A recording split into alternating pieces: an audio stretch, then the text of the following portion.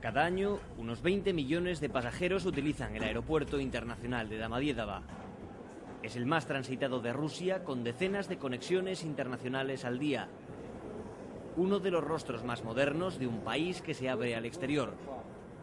Pero desde el 24 de enero es también el rostro más reciente del terror.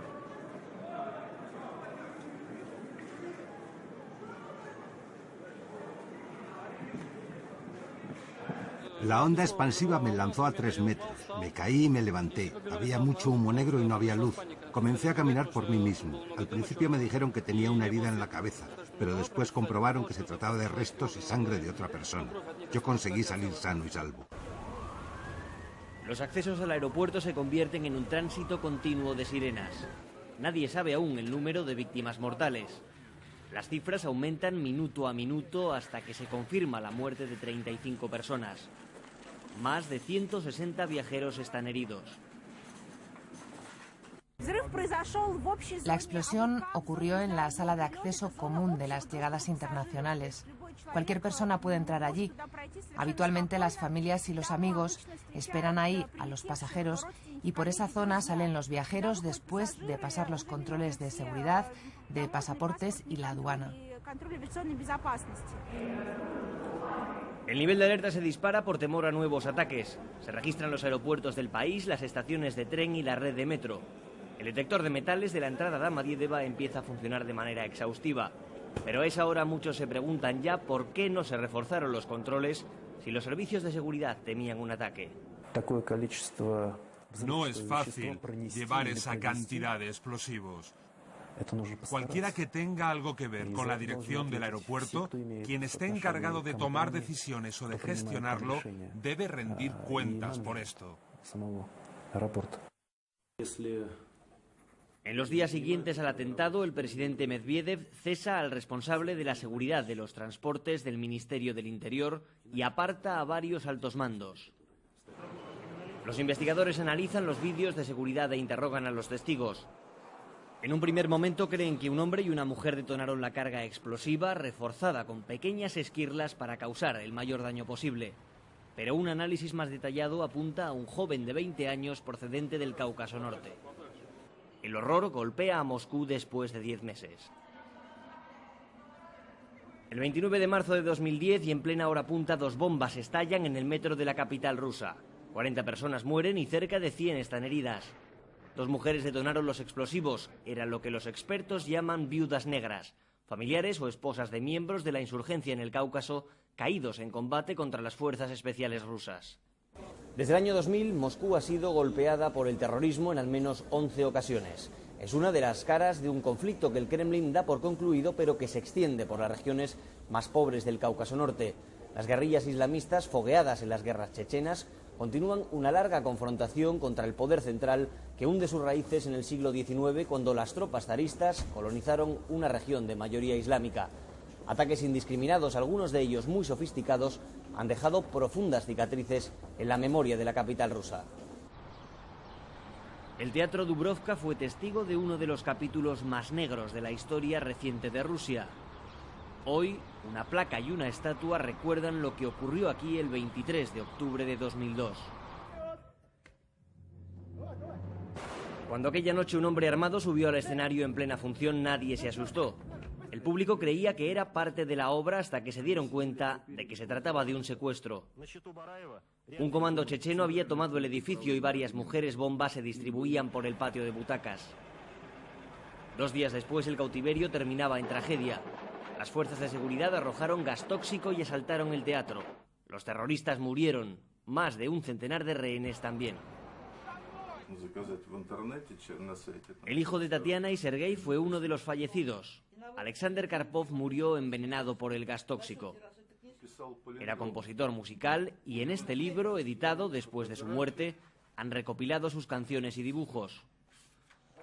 Su madre guarda como un tesoro la carta de pésame que les envió el embajador estadounidense. Lo peor de todo es que no nos quieren escuchar, ni el presidente, ni el gobierno, ni la Duma. Llevamos gritando desde hace 8 años, pero no porque queramos conseguir algo del Estado, alguna compensación material. Ahora hemos entendido que es en vano. Lo único que necesitamos es que nos escuchen. A juzgar por los reportajes que he visto estos días sobre el atentado en el aeropuerto, creo que se han cometido los mismos errores que en la tragedia del teatro. En 8 años no se ha cambiado nada. Ya verá cómo dentro de una semana se retiran los detectores especiales que se han colocado en el aeropuerto y todo vuelve a ser como antes.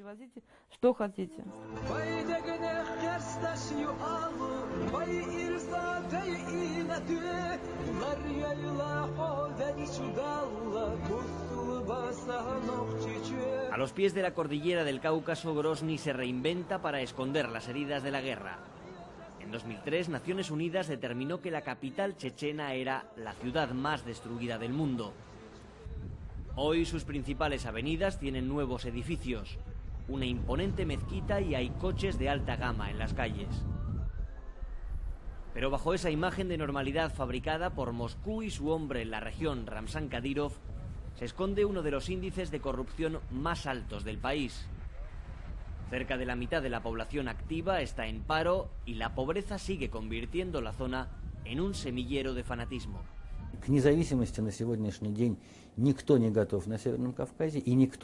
Hoy en el Cáucaso Norte nadie está preparado para ser independiente y nadie lo desea. Por no mencionar que prácticamente todas las repúblicas caucásicas sobreviven gracias al presupuesto federal. Las dotaciones y subvenciones en Chechenia y en Ingusetia alcanzan casi el 100% del presupuesto y en Daguestán el 80%. La independencia es un mito. Lo que sí es cierto es el rechazo que existe contra los caucasianos en Rusia y la hostilidad de los caucasianos hacia el régimen existente. Y eso irá en aumento. Es obvio. Con el colapso de la Unión Soviética, Chechenia, como otras muchas repúblicas, proclama su independencia. La situación económica se agrava y en 1994 Moscú decide intervenir militarmente para frenar el separatismo y garantizar la seguridad de los oleoductos que atraviesan el Cáucaso. La táctica de guerrilla empleada por los chechenos consigue desgastar a las tropas federales y en 1996 se firma la paz que concede una autonomía de facto a la región. Poco a poco los islamistas más radicales toman el control y empiezan a expandirse por la región vecina de Daguestán. El Kremlin decide intervenir de nuevo. Las operaciones militares y la retórica antiterrorista aupan a Vladimir Putin a la presidencia de la Federación. Anatoly Yermolin trabajó en la zona a comienzos de los 90. Era subcoronel del FSB, el poderoso servicio de seguridad interna heredero del KGB. Se encargaba de garantizar la seguridad de las élites políticas de Moscú en sus viajes al Cáucaso Norte. Abandonó el ejército y ahora escribe en una de las publicaciones más independientes del país. Nosotros intentamos, en realidad, apagar ese incendio con gasolina. Empezamos una guerra muy sucia.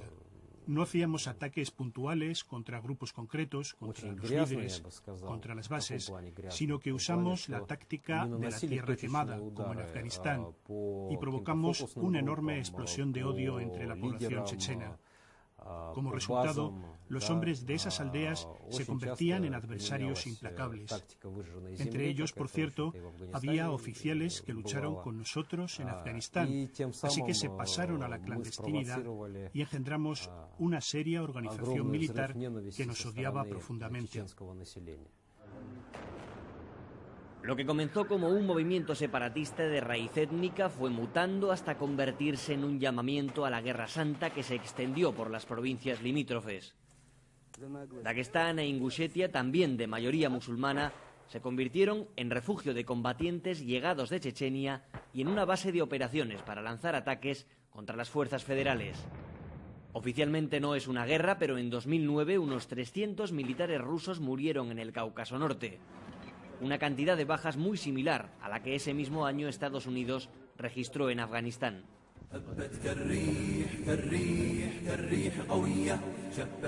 Una organización fantasmal, el Emirato del Cáucaso, dice agrupar ahora decenas de milicias surgidas tras la Segunda Guerra Chechena. Su líder, Doku Umarov, reivindicó la autoría de los atentados contra el metro de Moscú en 2010. En la Federación Rusa viven más de 20 millones de musulmanes. Muchos se concentran en Tartarstán, la región de los tártaros que Iván el Terrible sometió en el siglo XVI y que le abrió el camino hacia la conquista de Siberia. La mayoría de los 5 millones de habitantes del Cáucaso Norte son musulmanes y el resto procede de las exrepúblicas soviéticas de Asia Central. Durante décadas las autoridades de la URSS anestesiaron las tensiones étnicas y religiosas, pero las guerras de Chechenia y el terrorismo han dado nuevo brío a la xenofobia y han impulsado el ultranacionalismo eslavo con grupos violentos que atacan a musulmanes, caucasianos y centroasiáticos. Actualmente en Rusia viven más de 160 nacionalidades que son nativas de este estado. Entre ellas hay muchas minorías. Hoy es muy fácil etiquetar a otra nacionalidad, a otra organización o a una religión entera. Como le han pegado la etiqueta al Islam, vinculándolo al terrorismo y al extremismo. Por supuesto, la gente está preocupada. En diciembre de 2010, más de 5.000 radicales de extrema derecha se concentraron a escasos metros del Kremlin. Protestaban por la muerte de un seguidor de un club de fútbol moscovita a manos de un caucasiano. Un desafío al poder político que hacía saltar las alarmas. Durante esa noche, más de 30 personas procedentes del Cáucaso y Asia Central fueron apuñaladas.